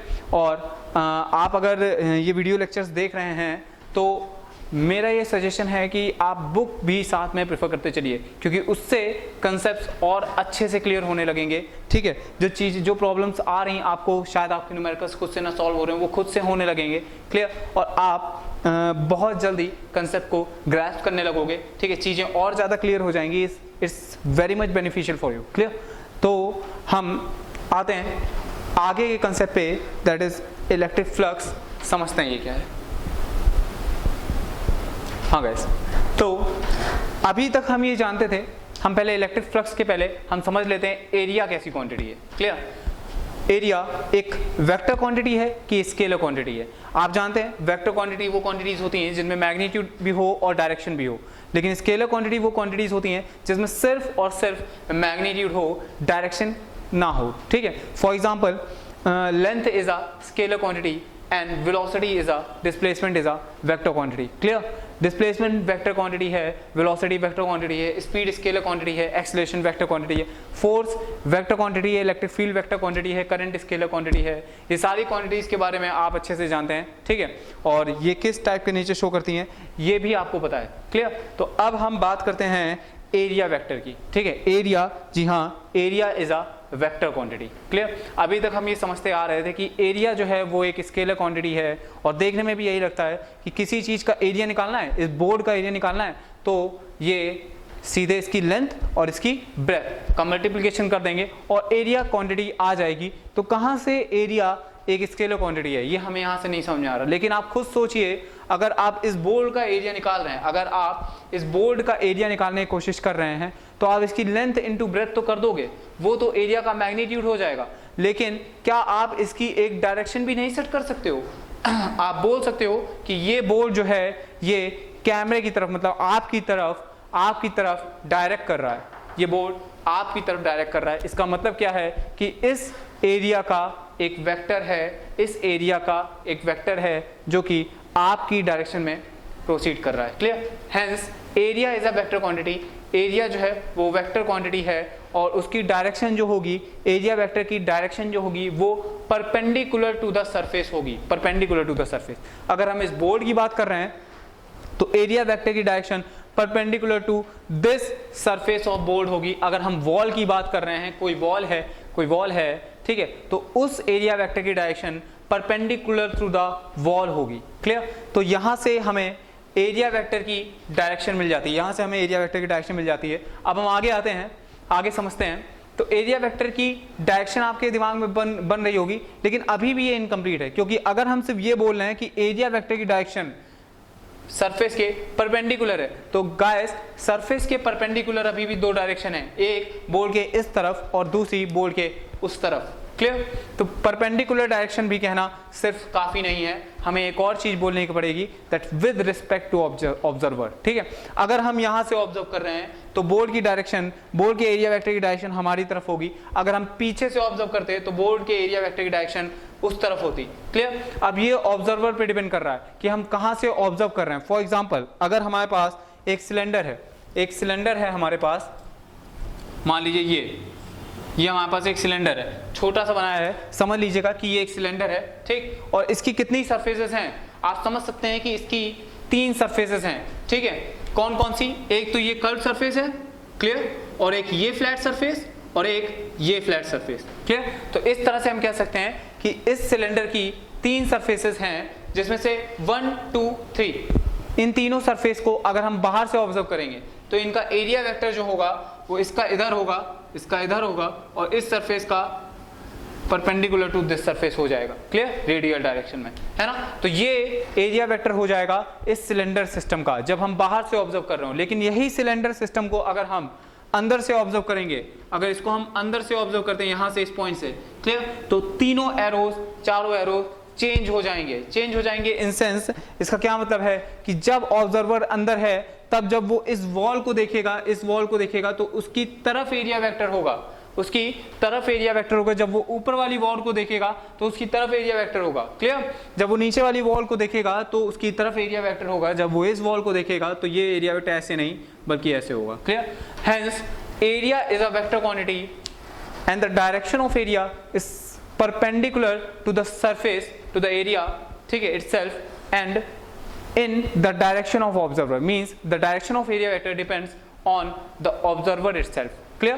तो ये तो छोटी सी बात हो गई एरिया वेक्टर की। अब एरिया वेक्टर में मुझे लगता है आपको इतनी कंफ्यूजन नहीं होगी, क्लियर, कि एरिया बस एक वेक्टर क्वांटिटी है। ये आपके दिमाग में एक मिसकंसेप्शन चल रहा था जो अभी अभी दूर हो गया है और आपको समझ में आ गया है कि एरिया वेक्टर है और इसकी डायरेक्शन क्या होगी। क्लियर? अब हम आगे बढ़ते हैं कि भाई अगर एरिया वेक्टर है तो एक छोटा सा कंसेप्ट आता है इलेक्ट्रिक फ्लक्स। छोटा कंसेप्ट है लेकिन बहुत इंपॉर्टेंट कंसेप्ट है। ठीक है, पूरा गॉस लॉ, एक आगे अपना लॉ आने वाला है, गॉस लॉ, वो पूरा का पूरा लॉ इस इलेक्ट्रिक फ्लक्स के ही कंसेप्ट पे बेस्ड है। क्लियर? इस इलेक्ट्रिक फ्लक्स के ही कंसेप्ट पे बेस्ड है। तो समझते हैं जरा कि इलेक्ट्रिक फ्लक्स है क्या। ठीक है, चलिए। तो इलेक्ट्रिक फ्लक्स गाइस ये समझिए कि ये अगर एक छोटा सा एरिया है, ये अगर एक छोटा सा एरिया DA है, ये अगर एक छोटा सा एरिया DA है, तो इस एरिया से कुछ इलेक्ट्रिक फील्ड लाइंस निकल रही होंगी। क्लियर? तो इलेक्ट्रिक फील्ड आपको यहां पे पता है वो E है, कैपिटल E, आपको इलेक्ट्रिक फील्ड यहां पे पता है कैपिटल E है। ठीक है, और DA is the area vector, और DA is the area vector. We can say that right now that is not DA, that is simply A। Clear? तो यहां पे अभी मान लेते हैं कि यहां पे एरिया वेक्टर जो है वो A है और साथ में जो इलेक्ट्रिक फील्ड है वो E है। ठीक है, तो गाइस अगर आप यहां से ऑब्जर्व कर रहे हो, इस साइड से, अगर आप इस साइड से ऑब्जर्व कर रहे हो तो आप समझ रहे होगे कि ये इस तरह से शीट रखी है, इस साइड से ऑब्जर्व करें तो एरिया वेक्टर राइट साइड होगा, अगर इधर से ऑब्जर्व करें तो एरिया वेक्टर लेफ्ट साइड हो जाएगा। क्लियर? तो गाइस आपको अभी एरिया वेक्टर के मैग्नीट्यूड पे फोकस करना। एरिया वेक्टर आप ये समझ लो कि आप यहां से ऑब्जर्व कर रहे हैं, हम एक डायरेक्शन फिक्स कर लेते हैं, हम यहां से ऑब्जर्व कर लेते हैं, इसको हटा देते हैं। ठीक है, तो हम यहां से ऑब्जर्व कर रहे हैं अगर, तो हमको समझ में आ रहा है कि एरिया वेक्टर भी इस डायरेक्शन में है और इलेक्ट्रिक फील्ड भी इस डायरेक्शन में है। तो गाइस अब आप ये बताइए कि अगर हमें इस एरिया से number of electric field lines की बात करनी हो, अगर हमें इस एरिया से number of electric field lines की बात करनी हो, तो वो जो इलेक्ट्रिक फील्ड लाइंस हैं वो किसके किसके प्रोपोर्शनल हैं, ये बताइए। Number of electric field lines क्या इस एरिया के प्रोपोर्शनल है? बिल्कुल है, कि अगर हम ये एरिया बढ़ाएंगे तो इस इलेक्ट्रिक फील्ड की वजह से इस एरिया से पास होने वाली इलेक्ट्रिक फील्ड लाइंस भी इंक्रीज हो जाएंगी। ठीक है, बिल्कुल सही है। तो क्या वो इलेक्ट्रिक फील्ड लाइंस इस इलेक्ट्रिक फील्ड के भी डायरेक्टली प्रोपोर्शनल है? किसी के दिमाग में ये भी चल रहा होगा, तो बिल्कुल सही चीज चल रही है। अगर आप देखें कि अगर हम यहाँ पे इलेक्ट्रिक फील्ड लाइंस बढ़ा रहे हैं एरिया को कांस्टेंट करके, अगर हम यहाँ पे इलेक्ट्रिक फील्ड बढ़ा रहे हैं एरिया को कांस्टेंट करके, तो इलेक्ट्रिक फील्ड लाइंस की डेंसिटी बढ़ जाएगी। डेंसिटी बढ़ जाएगी मतलब इलेक्ट्रिक फील्ड लाइंस क्लोजर हो जाएंगी, और इसका मतलब more electric field lines will be there, more electric field lines will be there if we increase this electric field. Clear? तो हमें यहाँ से एक बेसिक सा कंसेप्ट समझ में आ रहा है कि इलेक्ट्रिक फील्ड लाइंस जो हैं वो डायरेक्टली प्रोपोर्शनल है, number of electric field lines जो हैं वो डायरेक्टली प्रोपोर्शनल है एरिया के और उस एरिया में जो इलेक्ट्रिक फील्ड है उसके। तो यहाँ से कंसेप्ट आता है इलेक्ट्रिक फ्लक्स का। ठीक है, यहाँ से ही कंसेप्ट आता है इलेक्ट्रिक फ्लक्स का। इलेक्ट्रिक फ्लक्स जनरली हमें फिजिकल मीनिंग पहले समझना बहुत इंपॉर्टेंट है कि एक्चुअली में फिजिकली ये क्या रिप्रेजेंट कर पा रहा है, फिजिकली इलेक्ट्रिक फ्लक्स क्या रिप्रेजेंट कर रहा है। क्लियर? तो फिजिकली इलेक्ट्रिक फ्लक्स क्या रिप्रेजेंट कर रहा है जरा देखते हैं। तो physical meaning of electric flux is it is directly proportional to the number of lines, which lines? Field lines, the number of electric field lines crossing the surface. Clear? ये जो इलेक्ट्रिक फ्लक्स है ये बता रहा है कि कितनी number of electric field lines surface को क्रॉस कर रही हैं। ठीक है, बस ये इतनी चीज बता रहा है। क्लियर? तो होता क्या है ये आप जरा समझने की कोशिश करते हैं। फील आपको समझ में तो आ गया फिजिकली कि एक्चुअली है क्या, कि कितनी number of electric field lines एक पर्टिकुलर एरिया को क्रॉस कर रही हैं। वो इलेक्ट्रिक फील्ड लाइंस तब भी बढ़ जाएंगी अगर हम ये एरिया बढ़ाते हैं, वो इलेक्ट्रिक फील्ड लाइंस तब भी बढ़ जाएंगी अगर हम इलेक्ट्रिक फील्ड बढ़ाते हैं। ठीक है, hence phi is the electric flux, it is denoted by phi. Clear? और ये जो होता है ये डॉट प्रोडक्ट होता है, it is the dot product of electric field and area vector. electric field and area vector, electric field vector और area vector का डॉट प्रोडक्ट होता है। ठीक है, ये इलेक्ट्रिक फ्लक्स होता है। तो इलेक्ट्रिक फ्लक्स हमें क्या बताएगा? It is directly proportional to the number of lines crossing the surface. कौन सी सरफेस? ये ए सरफेस। क्लियर? अगर हम कोई छोटी सी सरफेस लेते हैं, मान लीजिए कि यहाँ पे इलेक्ट्रिक फील्ड यूनिफॉर्म थी, मान लीजिए कि यहाँ पे इलेक्ट्रिक फील्ड यूनिफॉर्म थी, uniform in sense constant electric field, पूरे एरिया में इलेक्ट्रिक फील्ड कांस्टेंट है। इस वजह से इस लॉ को हमने इस तरीके से लिख दिया, इलेक्ट्रिक फ्लक्स को इस तरह से हमने डिफाइन कर दिया कि electric flux is equal to E dot A, where E is the electric field vector and A is the area vector. और आपको डॉट प्रोडक्ट तो पता ही है, magnitude of E into magnitude of A into cos theta, where theta is the angle between E vector and A vector, electric field and area. Theta is angle between electric field and area vector. Clear? जो theta है वो angle है electric field और area vector के बीच का। Clear? तो यहां से आपको समझ में आ रहा होगा कि अगर आप खुद समझने की कोशिश कीजिए कि अगर इसी केस की अगर हम बात करें, अगर हम यहां से ऑब्जर्व कर रहे हैं, ठीक है, तो इलेक्ट्रिक फील्ड भी राइट में है और एरिया वेक्टर अगर हम यहां से ऑब्जर्व कर रहे हैं वो भी राइट में है। तो थीटा कितना हो जाएगा? जी हाँ, थीटा जो है इस केस में बिल्कुल जीरो हो जाएगा। अगर थीटा जीरो हो गया तो कॉस थीटा 1 हो जाएगा और इलेक्ट्रिक फ्लक्स जो है वो सिंपली ई इंटू ए हो जाएगा। क्लियर? एजम्पशंस क्या है कि यहाँ पे इलेक्ट्रिक फील्ड जो है वो यूनिफॉर्म है। अगर इलेक्ट्रिक फील्ड एरिया में यूनिफॉर्म ना हो तब हम फ्लक्स कैसे डिफाइन करेंगे, जरा इसे भी समझते हैं। ठीक है, तो पहले समझने के पहले उसको थोड़ा एरिया कंसेप्ट समझ लीजिए। मैं बता चुका हूं already that area is a vector quantity and its direction is perpendicular to the surface. Area vector depends on observer itself. Clear? तो यहां से इतना आप नोट कर लीजिए। हम आगे आते हैं। अभी हमने सिर्फ इलेक्ट्रिक फ्लक्स तब डिफाइन किया जब इलेक्ट्रिक फील्ड यूनिफॉर्म है। अब जब इलेक्ट्रिक फील्ड यूनिफॉर्म नहीं है अक्रॉस द एरिया, तब क्या करेंगे, तब देखते हैं। ओके गाइस, तो अब हम आते हैं आगे। ठीक है, समझने की कोशिश करते हैं कि अभी तो हमने देख लिया कि भाई जब electric field through out the area constant है। अब जब electric field through out the area constant नहीं है उस समय पे हम क्या करेंगे, मान लीजिए ये कोई एरिया है, ठीक है, और यहाँ से इलेक्ट्रिक फील्ड लाइंस इस तरह से निकल रही हैं जो कि वेरिएबल है। तो हम क्या करेंगे, एक छोटा सा एलिमेंट लेंगे, डी ए बोलेंगे इसको, हम डी ए बोल देते हैं। ठीक है, सॉरी, एक छोटा सा एलिमेंट डी ए लेंगे और इसका वेक्टर जो है वो बाहर की तरफ होगा, मान लेते हैं हम बाहर से ही ऑब्जर्व कर रहे हैं, क्लियर। या फिर सिंपली इसका एरिया वेक्टर एक वेक्टर है, क्लियर। और यहाँ से जो इलेक्ट्रिक फील्ड लाइंस हैं वो कुछ इस तरह से निकल रही हैं, ई, क्लियर। ये ई वेक्टर है और ये ए वेक्टर है, क्लियर, डी ए वेक्टर, या फिर इसको हम जनरल टर्म में डी एस भी बोल देते हैं, डी एस, क्लियर। तो इस एरिया वेक्टर को हम जरा सा बाहर निकाल लेंगे थोड़ा, क्लियर। तो ये वेक्टर है ना, ये इसका एरिया है, ये वेक्टर है, ये इसका एरिया है, that is D S vector, और ये इसकी फील्ड लाइंस है, दैट इज इलेक्ट्रिक फील्ड, और इसके बीच में एंगल ये थीटा है, क्लियर। तो अब हम जो बात करेंगे फ्लक्स की, ठीक है, थ्रू आउट द एरिया, इस पूरे एरिया से जो फ्लक्स होगा वो क्या होगा, वो होगा, उसको अभी भी हम फाई से ही डिनोट कर रहे हैं, उसको अभी भी हम फाई से ही डिनोट कर रहे हैं, क्लियर, फाई से ही डिनोट कर रहे हैं, और वो कितना होगा, वो होगा d phi, integration of d phi, clear, integration of d phi. और डी फाई क्या है, डी फाई गाइस कुछ नहीं है, डी फाई बस इस छोटे से एरिया डी एस से, इस छोटे से एरिया डी एस से जो फ्लक्स है वो है, इस छोटे से हम क्या करेंगे, हमको पता है कि इलेक्ट्रिक फील्ड एरिया के साथ चेंज हो रहा है, एरिया के साथ चेंज हो रहा है, तो हम क्या करेंगे, हम एक छोटा सा एरिया लेंगे डी एस, उस पूरे एरिया में इलेक्ट्रिक फील्ड कांस्टेंट होगी इलेक्ट्रिक फील्ड, और अब हम ये वाला फॉर्मूला यूज कर सकते हैं क्योंकि इस छोटे से एरिया में तो इलेक्ट्रिक फील्ड कांस्टेंट है, क्लियर। तो ये ठीक उसी तरीके है इंटीग्रेशन में जैसे हम करते थे, एक छोटा सा एलिमेंट ले लेते थे dx, उसकी वजह से इलेक्ट्रिक फील्ड डी देखते थे और फिर हम इंटीग्रेट करते थे, तो बस वही कर रहे हैं, एक छोटे से एलिमेंट की वजह से हम फ्लक्स देख रहे हैं, दैट इज डी फाई, ठीक है। और ये डी फाई जो होगा ये कुछ नहीं बल्कि क्या होगा, डी फाई जो है वो हो जाएगा E dot D S, E vector dot D S vector, clear, E vector dot D S vector. और अब हम इसका इंटीग्रेशन कर देंगे, क्लियर, समझ रहे हैं आप, ठीक है। तो ये हो जाएगा हमारा टोटल फ्लक्स, ये हो जाएगा total flux through this area जिसमें इलेक्ट्रिक फील्ड वेरिएबल है, ठीक है। तो यहाँ पे हमने दो कंसेप्ट पढ़े फ्लक्स के, when electric field is constant, definition वही है, it is dot product of electric field and area vector, ठीक है। फिजिकल मीनिंग भी वही है, क्या, it is directly proportional to the number of lines crossing the surface, clear. बस यहाँ पे अलग क्या चीज हो रही है, वो ये है कि यहाँ पे इलेक्ट्रिक फील्ड कांस्टेंट है, कांस्टेंट इलेक्ट्रिक फील्ड, क्लियर। और यहाँ पे इलेक्ट्रिक फील्ड वेरिएबल है, वेरिएबल इलेक्ट्रिक फील्ड, यहाँ पे इलेक्ट्रिक फील्ड वेरिएबल है, वेरिएबल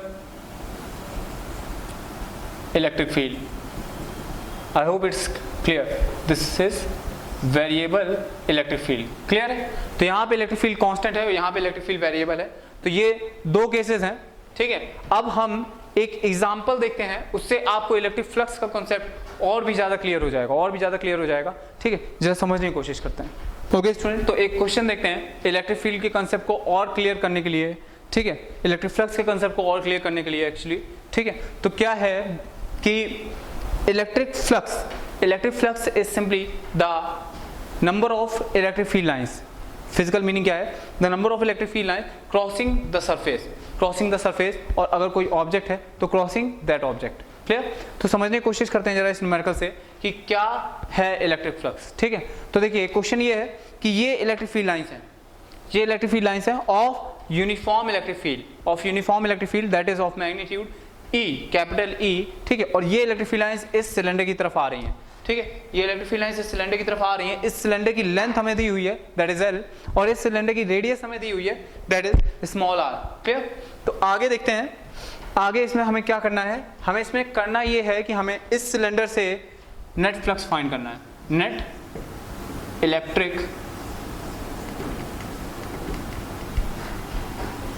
फ्लक्स, हमें इस सिलेंडर से नेट इलेक्ट्रिक फ्लक्स फाइंड करना है, ठीक है। तो चलिए जरा समझते हैं क्या होगा। देखिए एक बार आप इस क्वेश्चन को एक बार पॉज करके खुद से करने की कोशिश कीजिए, ठीक है, फिर ये सॉल्यूशन देखिए। थोड़ा सा हिंट दे देते हैं, समझ लीजिए कि भाई इस सिलेंडर में अभी जैसा मैंने आपको बताया कि 3 एरियाज हैं, ये सिलेंडर 3 एरिया में डिवाइड हो सकता है, एक ये एरिया और एक curve surface area, clear.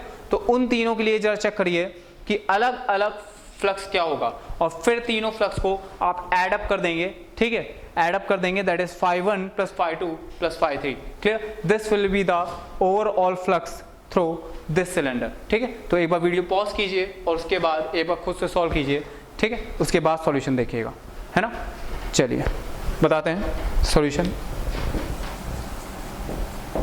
Hence here is the solution. देखिए सबसे पहले इस सिलेंडर की 3 सरफेस हैं, है ना। समझने की कोशिश करते हैं कि तीनों सरफेस का एरिया वेक्टर क्या होगा, है ना। तो एरिया वेक्टर अगर हम बाहर से ऑब्जर्व कर रहे हैं, हम बाहर से ऑब्जर्व कर रहे हैं, तो इसका एरिया वेक्टर होगा इस साइड, लेफ्ट हैंड साइड। ठीक है, इसका एरिया वेक्टर इस साइड होगा। ठीक है, और हम ब्लू पेन से एरिया वेक्टर को चलिए दिखा देते हैं। क्लियर, ये एरिया वेक्टर इस साइड है और ये एरिया वेक्टर इस साइड है। क्लियर, और अगर हम बात करें इस एरिया वेक्टर की तो वो इस साइड है, परपेंडिकुलर टू द सरफेस होगा एरिया वेक्टर। ठीक है, अगर हम सिलेंडर की बात करेंगे, इस सिलेंडर की बात करेंगे, तो इसका एरिया वेक्टर हर डायरेक्शन में परपेंडिकुलर होगा। क्लियर, हर डायरेक्शन में परपेंडिकुलर, रेडियली आउटवर्ड होगा।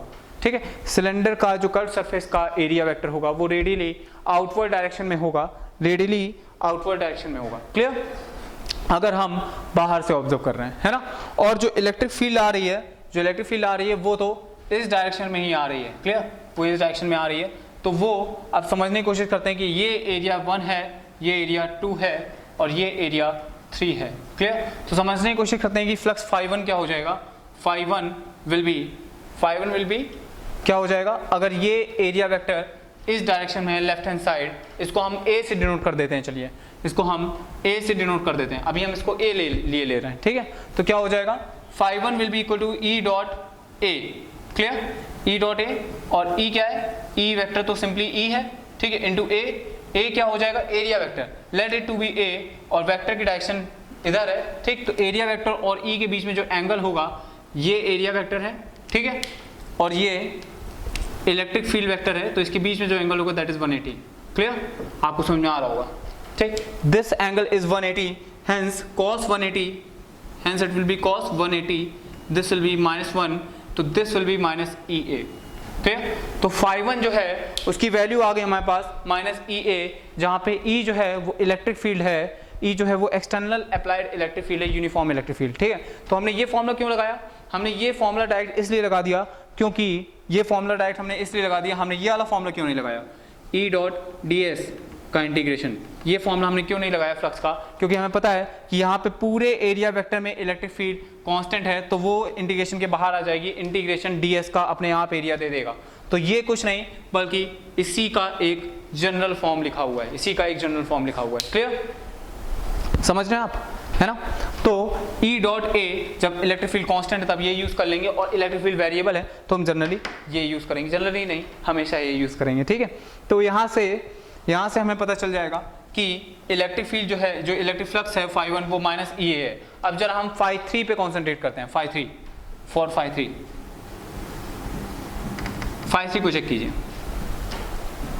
φ3 की अगर हम बात कर रहे हैं तो एरिया वेक्टर हमेशा परपेंडिकुलर है क्या, एरिया वेक्टर हमेशा परपेंडिकुलर है, ए डैश मान लेते हैं इस एरिया को, ए डैश, हमें एरिया तो पता ही है 2πr होगा, और वो इलेक्ट्रिक फील्ड के हमेशा परपेंडिकुलर है, तो this will B E into A dash into cos 90 because theta is 90 here. Clear? So this will be E into A dash into cos 90. This will be equal to 0. Clear? Cos 90 is equal to 0. Hence the value of phi3 is equal to 0. इसी तरीके से जब हम phi4 find करेंगे तो क्या होगा, phi2 find करेंगे, सॉरी, जब हम phi2 फाइंड करेंगे तो क्या होगा, हम देख रहे हैं कि इस बार इलेक्ट्रिक फील्ड वेक्टर जो है वो भी राइट साइड है और एरिया वेक्टर भी राइट साइड है, तो दोनों के बीच में जो एंगल होगा इस बार जो थीटा हो जाएगा वो 0 हो जाएगा, थीटा 0 हो जाएगा, तो phi2 will be equal to E dot A। Clear, तो hence this will be equal to E, ठीक है, electric field into area into cos 0 and cos 0 is equal to 1, hence it will be EA। Clear, it will be EA। Clear, तो dear friends, हमें अलग अलग surfaces की वजह से flux मिल चुका है, अलग अलग सरफेसेस की वजह से फ्लक्स मिल चुका है। इसका मतलब क्या है, इसका मतलब सिर्फ इतना है, देखिए phi1 का मतलब क्या है, phi1 हमें क्या बता रहा है, phi1 हमें ये बता रहा है कि इस सरफेस को क्रॉस करने वाली जो लाइंस हैं वो एप्सिलॉन ए के ये EA के बराबर हैं। नेगेटिव साइन बस ये शो कर रहा है कि ये इस सिलेंडर के अंदर जा रही हैं। क्लियर, और जो phi3 है वो हमें ये शो कर रहा है कि इस एरिया को कोई भी लाइंस, कोई भी इलेक्ट्रिक फ्लक्स की लाइन, कोई भी इलेक्ट्रिक फील्ड की लाइंस क्रॉस ही नहीं कर रही हैं, तभी तो इसका फ्लक्स जीरो आ चुका है, तभी इसका फ्लक्स जीरो आया है। अगर कोई लाइंस इसको क्रॉस कर रही होती तो इसका फ्लक्स कभी भी जीरो नहीं आता। क्लियर? अगर अब φ2 समझते हैं, φ2 क्या बताना चाह रहा है। क्लियर? तो φ2 इक्वल टू EA है, इसका मतलब सिंपल ये है कि इतनी फील्ड लाइंस इस एरिया को क्रॉस कर रही हैं, इतनी फील्ड लाइंस इस एरिया को क्रॉस कर रही हैं और पॉजिटिव है, इसका मतलब ये लाइंस इस सिलेंडर से बाहर की तरफ जा रही हैं। क्लियर? बस इतना सा ही मतलब है। अगर हम इन तीनों को सम अप कर देंगे, इन तीनों को सम अप कर देंगे तो नेट फ्लक्स मिल जाएगा। Net flux will be φ1 plus φ2 plus φ3 और आप ऐड करके देख लीजिए, इट विल बी जीरो। वो जीरो आ रहा है।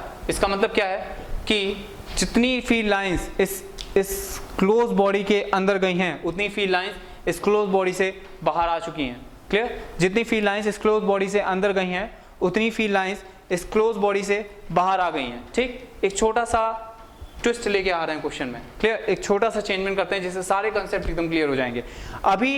अभी ये क्वेश्चन इस तरह से था कि कुछ इस तरह से अरेंजमेंट्स हुए जिसमें फ्लक्स जो है वो जीरो आ गया। इसका मतलब जितनी फील्ड लाइंस अंदर जा रही हैं, उतनी फील्ड लाइंस बाहर भी आ रही हैं। क्लियर? तो क्या हमेशा ऐसा पॉसिबल होगा?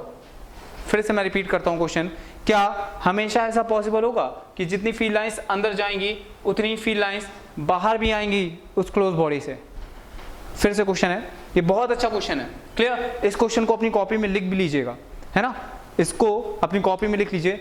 क्या ऐसा हमेशा पॉसिबल है कि जितनी फील्ड लाइंस इस क्लोज बॉडी के अंदर जा रही हैं, उतनी फील्ड लाइंस इस क्लोज बॉडी से बाहर भी आ जाएं? क्या ऐसा हमेशा पॉसिबल है?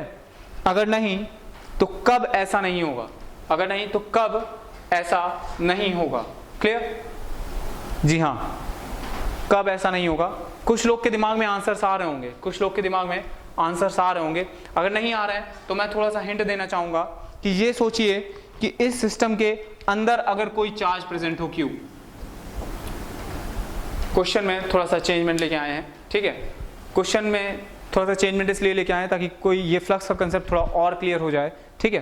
तो अगर यहाँ पे कोई चार्ज प्रेजेंट है Q, तो इस समय जो इलेक्ट्रिक फील्ड्स होंगी वो इस सिस्टम से बाहर। क्वेश्चन तो हो गया हमारा, क्वेश्चन हमारा हो गया है। ठीक है? क्वेश्चन का आंसर यही है कि इलेक्ट्रिक फ्लक्स जीरो है। Clear? This is the answer. Clear? Answer तो आ चुका है, लेकिन अब हम जरा क्वेश्चन को एनालाइज करने की कोशिश कर रहे हैं। ठीक है? तो अगर यहाँ पे चार्ज Q हुआ तो क्या होगा? तो क्या यही केस होगा? तो क्या इलेक्ट्रिक फील्ड इस बार भी इलेक्ट्रिक फ्लक्स जीरो होगा? बिल्कुल नहीं। इस बार इस सिस्टम से कुछ इलेक्ट्रिक फील्ड लाइंस बाहर निकल रही हैं। ठीक है? इस बार ऐसा नहीं हो रहा है जितनी फील्ड लाइंस इस बॉडी के अंदर आ रही हैं, उतनी फील्ड लाइंस इस बॉडी से बाहर भी जा रही हैं। ऐसा नहीं हो रहा है। ठीक है? इस बार इसका कुछ ना कुछ फ्लक्स जरूर होगा। और यहीं पे इस क्वेश्चन के एंड में आप एक कंसेप्ट लिख लीजिए, गॉस थ्योरम। गॉस थ्योरम, ठीक है, जो कि हम अगले सेक्शन में पढ़ेंगे, आगे पढ़ेंगे, अभी आज नहीं। ठीक है? लेकिन हम इसको समझेंगे जरूर कि ये गॉस थ्योरम क्या है। ठीक है? तो अभी हम फ्लक्स को ही क्लियर करने की और कोशिश कर रहे हैं। ठीक है? अभी हम गॉस थ्योरम पे नहीं आ रहे हैं। बस ये समझ लीजिए कि यहीं से ही गॉस थ्योरम का बेसिक स्टार्ट होने वाला है। ठीक है? तो आप इस क्वेश्चन के नीचे आंसर लिख लीजिए, गॉस थ्योरम। ठीक है? ये जो क्वेश्चन अभी मैंने बोला है ये आपने लिख लिया होगा अपने नोट्स में, और उसी के नीचे आंसर लिखिए गॉस थ्योरम। जब हम गॉस थ्योरम पढ़ेंगे तो ये चीज आपको एकदम क्लियर हो जाएगी, एकदम क्लियर हो जाएगी। ठीक है? तो चलिए, इस क्वेश्चन में हमने एक चेंजमेंट तो अभी किया। ठीक? अब दूसरा चेंजमेंट हम क्या करने की कोशिश कर रहे हैं, समझिएगा। तो आंसर आपको मिल चुका है कि कभी ऐसा हमेशा पॉसिबल नहीं होगा कि इस क्लोज ऑब्जेक्ट से पास होने वाली इलेक्ट्रिक फील्ड लाइन हमेशा जीरो हो। ये कब पॉसिबल नहीं होगा? जब कोई चार्ज अंदर रखा हो। कोई चार्ज अंदर रखा हो, वो चाहे पॉजिटिव हो या नेगेटिव, अगर कोई चार्ज अंदर है तो उससे जाने वाली इलेक्ट्रिक फ्लक्स जीरो नहीं होगा। उसका इलेक्ट्रिक फ्लक्स जीरो नहीं होगा। इस क्लोज बॉडी का इलेक्ट्रिक फ्लक्स जीरो नहीं होगा। कब नहीं होगा? जब अंदर कोई चार्ज रखा हो।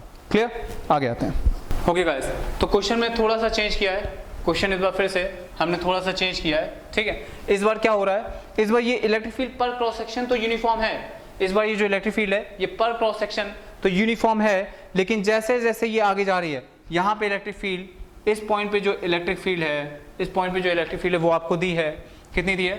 1 न्यूटन पर कूलम। इस पॉइंट पे इलेक्ट्रिक फील्ड आपको दी है E equal to 1 Newton per coulomb इस एक्सेस में। ठीक है? और आपसे पूछा गया है कि अब बताइए कि इसका फ्लक्स कितना होगा, इसका इस पूरे सिलेंडर से फ्लक्स कितना होगा एक चीज और दी है, dE/dx is equal to 2 newton per coulomb per metre. Means क्या है कि जो इस बार electric field rate of change of electric flux है with respect to X axis में जो इलेक्ट्रिक फील्ड चेंज हो रही है उसका जो रेट है वो 2 newton per coulomb per metre है। ठीक है, तो इस बार आपको फिर से वही सब करके, वही चीजें करके आपको फिर से फ्लक्स कैलकुलेट करना है, फ्लक्स कैलकुलेट करना है। ठीक है, तो हम फिर से वही करेंगे। एक बार वीडियो पॉज करके खुद से ट्राई कीजिए, फिर हम आते हैं सॉल्यूशन पे। फिर ओके, तो समझते हैं इसको जरा। इसमें अगर हम कैलकुलेट करते हैं नेट फ्लक्स तो हमें पता है, फिर से हम यही फॉर्मूला यूज कर सकते हैं। हम यूज कर सकते हैं E.ds का होल इंटीग्रेशन,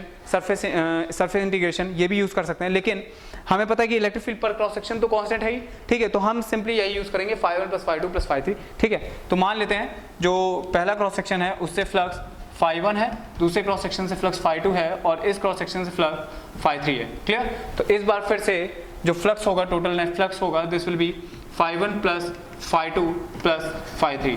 क्लियर? तो φ1 + φ2 + φ3 हो जाएगा। ठीक है, आप समझिए कि φ1 इक्वल टू कितना है, φ1 इस बार जो है वो क्या हो जाएगा, simply electric field into area vector, और हमें पता है इस बार एरिया वेक्टर की डायरेक्शन इधर है तो this will be minus we know. ठीक है, और ये एरिया वेक्टर की डायरेक्शन इधर है। ठीक है, इलेक्ट्रिक फील्ड की डायरेक्शन में भी राइट साइड है, यहाँ पे थीटा 180 हो जाएगा और यहाँ पे थीटा 0 हो जाएगा। यहाँ पे थीटा जो परपेंडिकुलर आउटवर्ड डायरेक्शन है, रेडियली आउटवर्ड, वहाँ पे थीटा 90 हो जाएगा। उसको हमें कैलकुलेट नहीं करना है। तो φ1 φ2 और φ3 ये जो फ्लक्स है इस वाली सर्विस φ3 तो अपने आप 0 हो जाएगा। Clear? φ3 will be 0 because theta is 90 degree.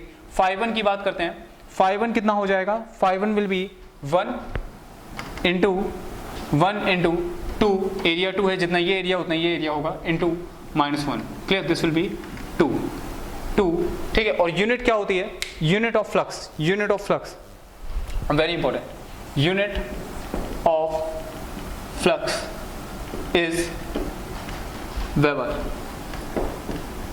Unit of flux is weber, याद रखेंगे। फ्लक्स की जो यूनिट होती है वो वेबर होती है। क्लियर? तो वेबर, 2 वेबर यहाँ पे मिलेगा फ्लक्स हमें। ठीक है, उसके बाद वेबर, और या फिर हम कह सकते हैं क्या, हम बोल सकते हैं Newton per coulomb metre square, Newton per coulomb metre square, ये भी बोल सकते हैं। ठीक है, तो यहाँ पे φ2 की बात करते हैं। φ2 कितना हो जाएगा, φ2 गाइस हो जाएगा, φ2 will be equal to electric field यहाँ पे जो है, अगर dE/dx देख रहे हैं कांस्टेंट है 2 है। ठीक है, तो dx अगर 4 मीटर के बराबर है तो de जो है उसमें चेंजमेंट जो आएगा वो 2 × 4 का हो जाएगा। dE will be equal to 2 × 4 में means it will be equal to 8। तो यहाँ पे 1 थी और यहाँ पे पॉजिटिव चेंज आया है तो इलेक्ट्रिक फील्ड जो यहाँ पे होगी E2, वो गाइस क्या हो जाएगी, E2 will be 9 newton per coulomb, as simple as that, 9 newton per coulomb. तो यहाँ पे जो फ्लक्स हो जाएगा वो हो जाएगा 9 × 2 × 1। क्लियर? cos 0 हो जाएगा तो cos 0 1 होता है। ठीक, दिस विल बी 80। तो गाइस जो फ्लक्स आएगा नेट फ्लक्स आएगा। ठीक है, this will be φ is equal to φ1 + φ2 + φ3, this will be equal to 16 weber.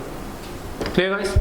तो यहाँ से हमने इलेक्ट्रिक फ्लक्स का कंसेप्ट समझ लिया है, एरिया वेक्टर का कंसेप्ट समझ लिया है। ठीक है, और बेसिक चीजें हमने समझ रखी हैं। क्लियर? अब हम नेक्स्ट टर्न पे कोशिश करेंगे इलेक्ट्रिक फील्ड के कुछ न्यूमेरिकल्स देखें और उसके बाद हम गॉस लॉ पे आने की कोशिश करेंगे। ठीक है, तो गाइस एक बार पहले से थोड़ा प्री रीडिंग्स करके आइएगा गॉस लॉ की। ठीक है, ताकि चीजें आपको और अच्छे से क्लियर हो। ठीक, नोट्स आप आई होप कि बना ही रहोगे साथ साथ। ठीक है, और चीजें आपको क्लियर होती चली जा रही होंगी, है ना। अगर नहीं हो रही है तो इसका मतलब आप नोट्स नहीं बना रहे हो, आप प्री रीडिंग्स नहीं कर रहे हो। क्लियर? क्योंकि चीज़ें जो है वो बहुत सिंपल है, मैं आपको चीज़ें एकदम सिंपल करके ही बता रहा हूँ। ठीक है, और अगर आप मेरे तरीके से काम करते रहेंगे तो बहुत जल्दी इलेक्ट्रोस्टैटिक कंप्लीट भी हो जाएगा, पूरी तरीके से आपको फील आ जाएगा। ठीक है, कि क्या हो रहा है इसमें, क्या होता है। ठीक, अच्छे न्यूमेरिकल्स, IIT की न्यूमेरिकल्स भी हम डिस्कस करेंगे बाद में। ठीक है, पहले चैप्टर खत्म करते हैं, उसके बाद न्यूमेरिकल पोर्शन पे आएंगे अच्छे से। ठीक है, तो जिस तरीके से मैं आपको बता रहा हूँ उस तरीके से चलते रहिए, है ना, और इलेक्ट्रोस्टैटिक बहुत अच्छे से कवर अप हो जाएगा। So that is almost in this class. In next class we will see Gauss theorem. Thank you.